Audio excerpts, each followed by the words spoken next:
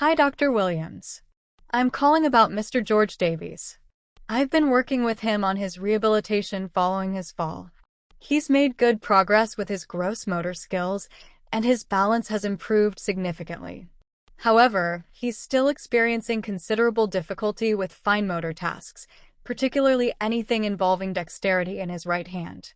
He initially attributed it to general weakness post-injury, and we've been focusing on strengthening exercises. However, he mentioned today that he's also noticed a persistent tingling sensation in his right thumb and index finger, which seems to be exacerbated by repetitive movements. This tingling wasn't present in our initial assessments. He also mentioned some mild neck pain radiating down his right arm occasionally, which he thought was just muscular strain from the fall. Thanks for the update, Mihira. The new symptom of tingling, especially with repetitive movements, and the radiating neck pain are important to note. While the initial weakness post-fall could explain some of the fine motor difficulties, this new sensory symptom, coupled with the neck pain, suggests a possible nerve involvement. The repetitive tasks in therapy might aggravate an underlying issue. The initial fall might have caused more than just musculoskeletal injuries. We need to consider if there's any nerve compression or irritation contributing to his current functional limitations. That was my concern too, doctor. The pattern of tingling and its exacerbation with specific movements, along with the neck pain, makes me suspect something beyond just deconditioning from the fall.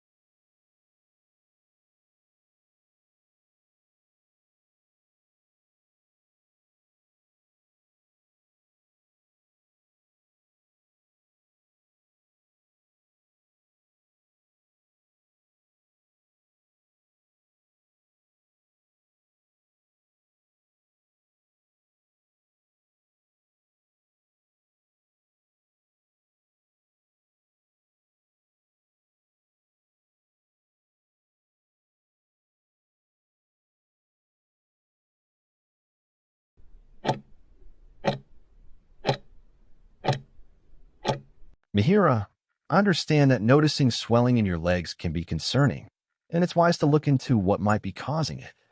Our bodies often use swelling as a signal, and while it's frequently something simple and temporary, it's always important to understand the possibilities. There are a few common reasons this can happen. Sometimes it can stem from a minor injury you might not even recall, where the body sends extra fluid to the area to protect and heal it.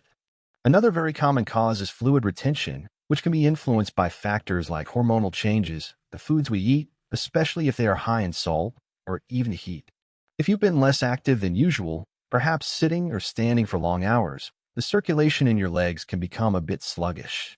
Your leg muscles act as a pump to help push blood back up to your heart, and when we're still for too long, fluid can settle in the feet and ankles. On a less common note, persistent swelling can sometimes point towards an underlying issue that would need a doctor's attention to properly address. The good news is that there are several gentle and effective things you can do to help your body find relief. Mihira, one of the most immediate and helpful steps is to try elevating your legs whenever you are sitting down, ideally raising them above the level of your heart to encourage fluid to drain. It's also very beneficial to avoid staying in one position for too long. If your day involves a lot of sitting, try to take short breaks to walk around, and if you stand a lot, make time to rest with your feet up. You can also do simple ankle exercises while seated, like gently drawing circles with your toes or pumping your feet up and down, which activates that natural muscle pump in your calves. Lastly, paying a little attention to your salt intake can make a significant difference, as reducing salt helps your body hold on to less excess water. Remember, your body is communicating with you, and these self-care steps are a wonderful way to respond with kindness. If the swelling persists, becomes painful, or you feel worried about it, please consult a doctor for personalized guidance and peace of mind.